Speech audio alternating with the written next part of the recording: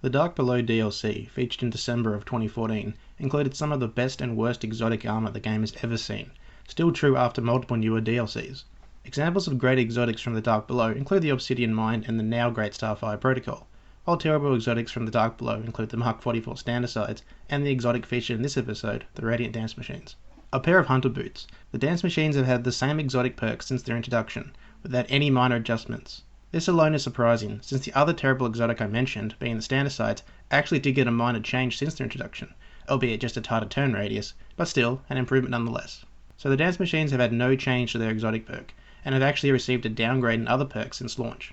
All hunter exotic boots during Year 1 had the increased heavy ammo node, which was standard on Raid and Trials legendary boots at the time. Now the dance machines can have a re-rollable increased special or heavy weapon ammo increase, not an overall increase. This is something I've talked about several times, but I just don't get why the dance machines, or any hunter exotic for that matter, never get the increased special or heavy ammo node. As a hunter main, I would be willing to run an inherently bad or situational exotic like the dance machines in all content, just for the ability to have 7 Yellowhorn rockets or 12 sleeper shots. Anyway, the dance machines can be re-rolled to have any specific special or heavy weapon ammo type increase, and always includes all 3 of the elemental double down perks. Given the frequency we see this perk on exotic boots, it would suggest that Bungie considers having a bit of increased agility for 5 seconds more valuable than heavy weapon ammo, but personally, I don't find this perk to be useful.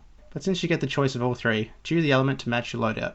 The exotic perk increases movement speed while aiming. That's it, no tighter turn radius, no faster sprint speed, no higher jump, no cooldown or anything, just a slight agility buff while aiming. Now this bonus isn't strictly useless, but it barely offers enough to warrant a build around it in my opinion. Especially given the lack of the heavy ammo perk, the only place I could ever recommend using these is in the Crucible, and even that's a stretch. I rerolled mine to have who cares ammo perk since you'll never get special or heavy ammo in the Crucible anyway, and a filthy stat roll of 92%.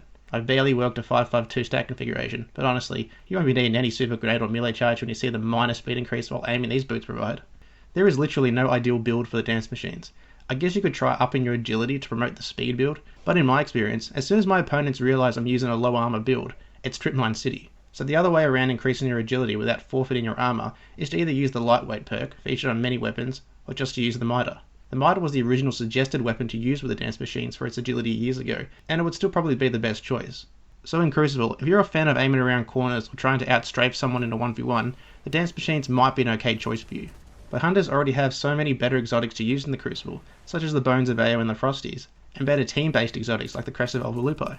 I mentioned in the last episode that the Dune Marches weren't a great exotic, but had limited use in PvP. The dance machines are simply a weaker version, only having one of the perks that the dance machines have, and that's it. A weaker version of a not so great exotic is a bad exotic, and when there are so many other hunter exotics that are so much more than the dance machines, and Bungie doesn't bother to give them an upgrade that they're so badly needed, you shouldn't bother using them either. I will admit, I played a few games with the Mitre and the dance machine, and it's pretty clear that this combination is pretty good together. You don't need to be overly accurate since the Mitre's aim assist typically hits headshots for you, and coupled with a high aiming strafe speed with Third Eye, you'll find yourself winning a lot of one-on-one encounters at medium range. So maybe on some maps, like Icarus or the Burning Shrine, where mid-range combat is common, the dance machine might just be an optimal exotic.